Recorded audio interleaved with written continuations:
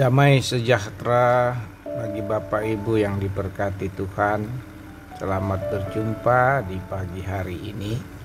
Oleh karena perkenan Tuhan, maka kita bersyukur dalam renungan kita pagi ini.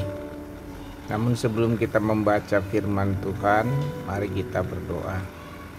Hormat bagi Allah Bapa, hormat bagi anaknya, hormat bagi Roh Kudus, ketiganya yang esa, yang mengurniakan kami ruang dan waktu untuk merenungkan firman Tuhan dan hidup hari ini.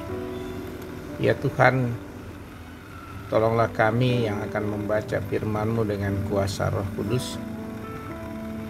Dengan pertolongan-Mu kami percaya bahwa kami memperoleh hikmat dari Tuhan untuk melakukan firman-Mu dan mengerti firman-Mu.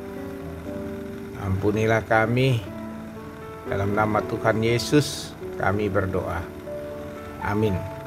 Bacaan firman Tuhan yang kita akan renungkan, bahan bacaan kita 2 Raja-Raja pasal 6 ayat 8 sampai 23. 2 Raja-Raja pasal 8 ayat 23.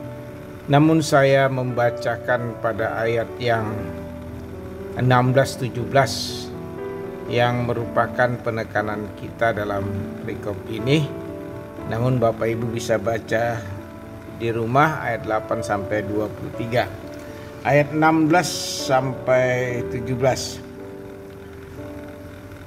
Jawabnya, jangan takut sebab lebih banyak orang menyertai kita daripada yang menyertai mereka. Lalu berdoalah Elisa, ya Tuhan, bukalah kiranya matanya supaya ia melihat. Maka Tuhan membuka mata bujang itu sehingga ia melihat. Tampaklah gunung itu penuh dengan kuda dan kereta berapi sekeliling Elisa. Amin.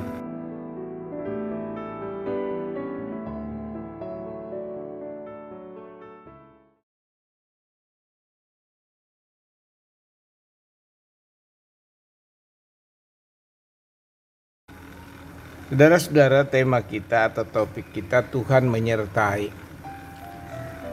Kalau tema kita berbicara Tuhan menyertai, dari sisi kita manusia adalah memperjuangkan apa yang kita perjuangkan menuju tujuan yang mulia. Maka sisi kita manusia adalah berusaha, mengupayakan apa yang menjadi tujuan hidup kita setiap hari. Nah, di situ dari pihak Allah Tuhan menyertai. Nah, saudara-saudara, kalau Tuhan menyertai berarti kita menghadapi perjuangan yang tidak ringan, tetapi penuh dengan tantangan, rintangan, dan masalah-masalah.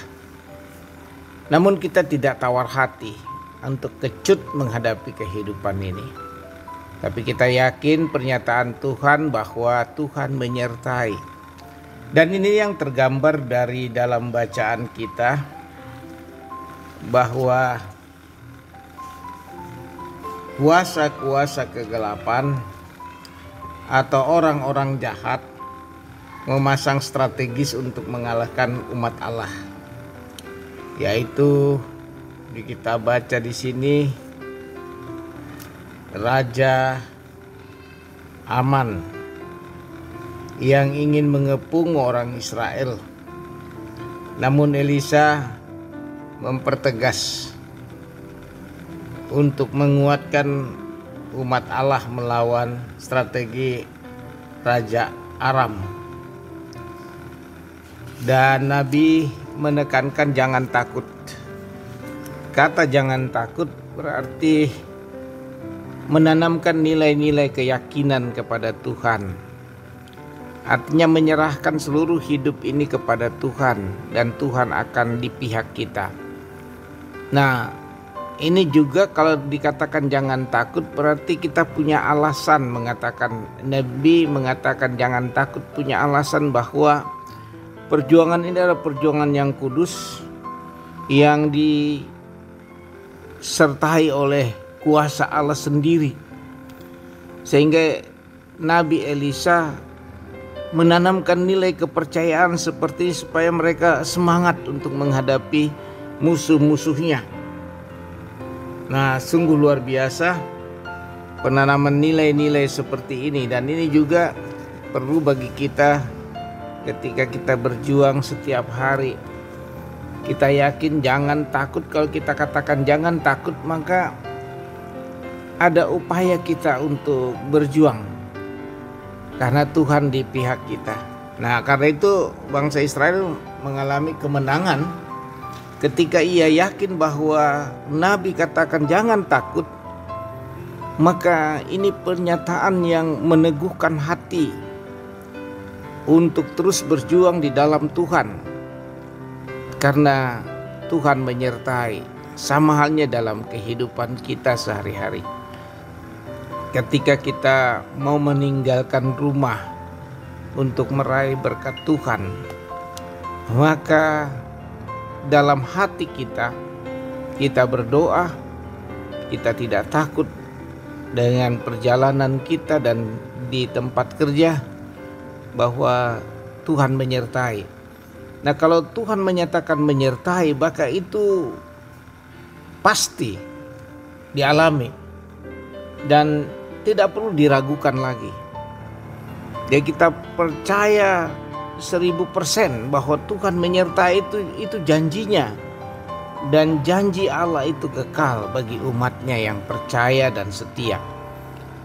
Oleh karena itu, jemaat yang diberkati Tuhan,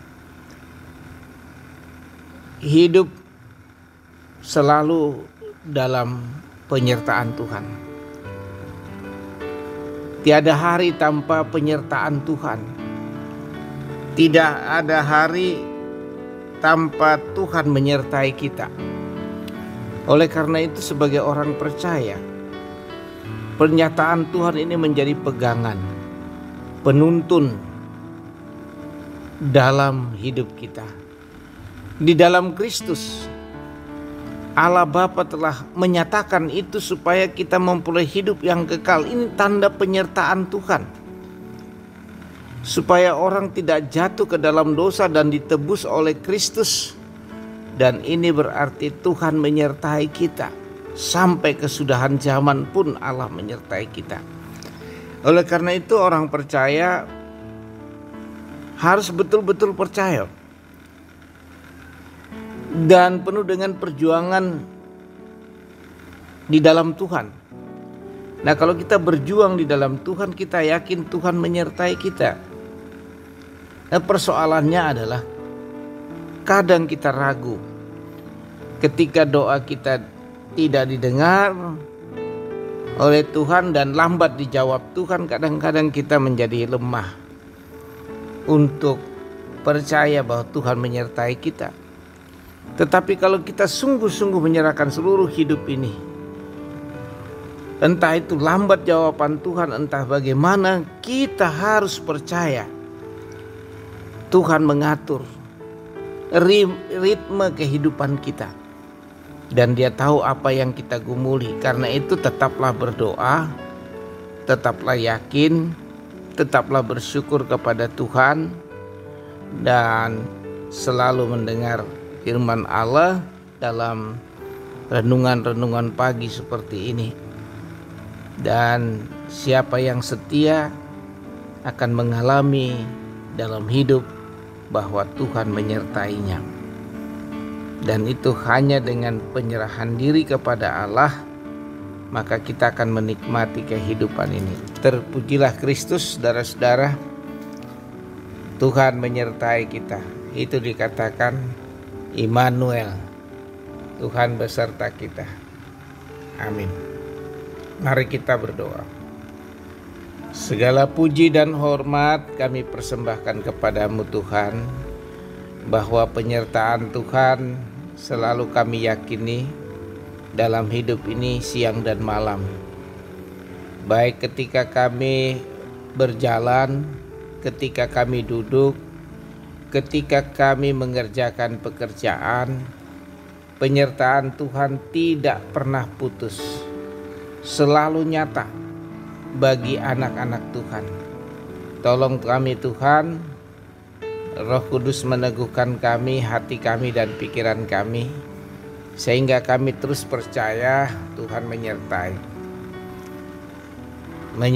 jemaat, menyertai umat Tuhan, menyertai keluarga, menyertai anak cucu mereka dari generasi ke generasi. Itu kami rasakan dan telah kami alami. Karena itu Tuhan, kami bersyukur, tuntun kami terus dan ampuni kami. Di dalam Kristus kami berdoa dan mengucap syukur bahwa Tuhan menyertai kami. Amin. Terima berkat Tuhan. Tuhan memberkati engkau dan melindungi engkau. Tuhan menyinari engkau dengan wajah-Nya dan memberi engkau kasih karunia. Tuhan menghadapkan wajah-Nya kepadamu dan memberi engkau damai sejahtera. Amin.